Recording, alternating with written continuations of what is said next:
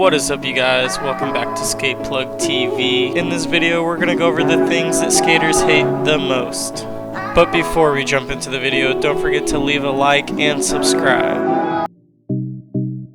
Skateboarding comes with a ton of benefits. It's something fun that you could do with your friends. It's a nice way to stay in shape. It can help you find a good community of people, and if you push yourself in the sport, you will progress in it. With that said, there are definitely some drawbacks to skateboarding, and if you've been skating for any decent amount of time, you've most likely experienced a few of them.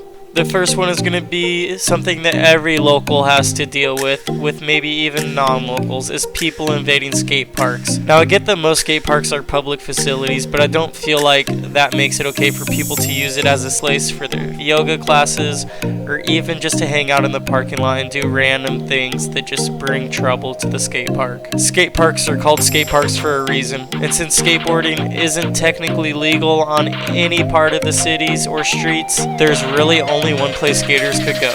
That would be skate parks. Not only is it kind of a lame thing to do to just hang out in the parking lot or not even come to the skate park to skate and be aesthetic, but it also gets in the way of everyone else that's trying to use the skate park for its intended purpose. The next and probably the most obvious downside of skateboarding is getting hurt, which is something that happens on a pretty regular basis. When it comes down to it, even the best and most pro skateboarders in the world still get hurt.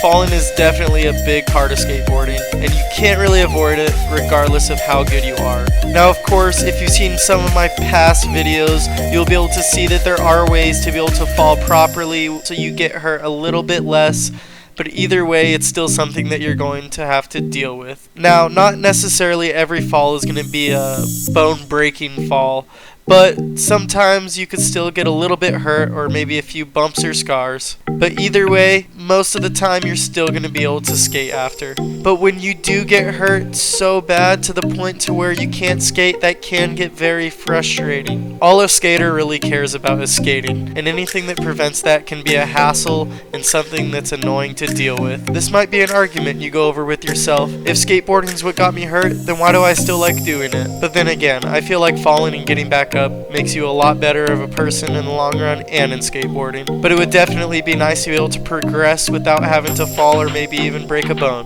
But again, it's just part of skating. Another thing that skaters hate is skateboarding being a fashion or a trend. Nobody cares about your dunks that you're wearing and skating in. Just skate and be able to have a good style and flow and enjoy the sport and its pastime. Now, we understand that it's such a cool, edgy sport, but at the end of the day, at least learn how to skate and see what skateboarding is really about, and that it's not just a style or a trend. Finding spots to skate can not only be a hassle, but can also be one of the most annoying parts of skateboarding. Maybe not so much if you live in local cities such as Los Angeles, New York, or maybe even Tucson, Arizona, where there are spots all over the place. But if you happen to live in a place where there aren't a lot of spots, by the time you do find a spot, you might even have to hassle with being kicked out right when you get there. Even though new spots are popping up all the time, it just seems like there are just as many spots that are getting destroyed. So it continuously is a struggle to be able to find good skate spots that you don't get kicked out of right away. Now again, there are some scenarios where there are skate spots that last a minute and also become a famous skate spot that just ends up not really ever getting destroyed or shut down. And if you live in a decent sized city, there probably are a few skate parks to skate, but if you don't even live in a big city and maybe in the suburbs, you might not even be able to have a skate park to skate. The point is, trying to find places to skate can be such a huge hassle and a constant battle that skaters will always have to deal with.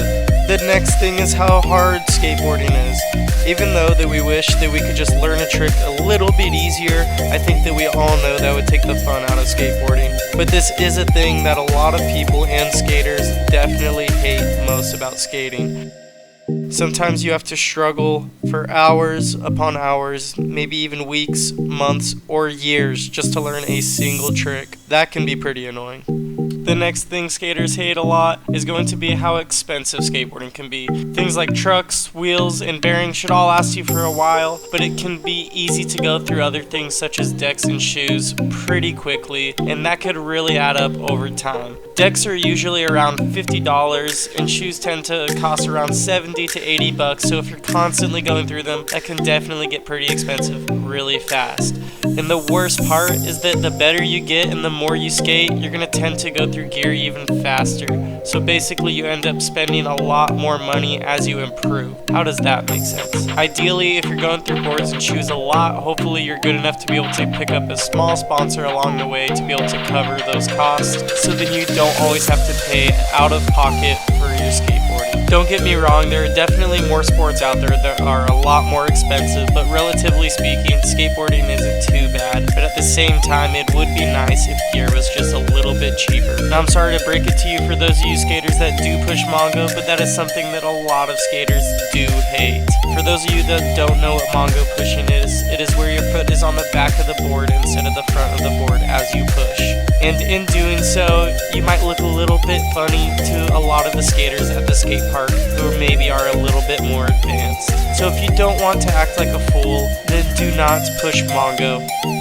This next one goes back to sort of getting injured, but it does not fully count as an injury because you do not have the broken bone story or the scars to prove it.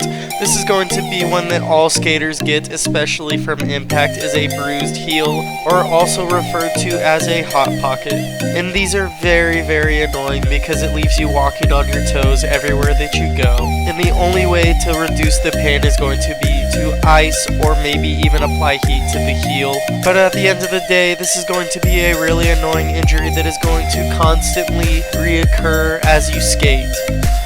Alrighty, you guys, that's going to be it for this video. Before you jump on out of here, don't forget to hit that subscribe button, and we'll see you on the next one.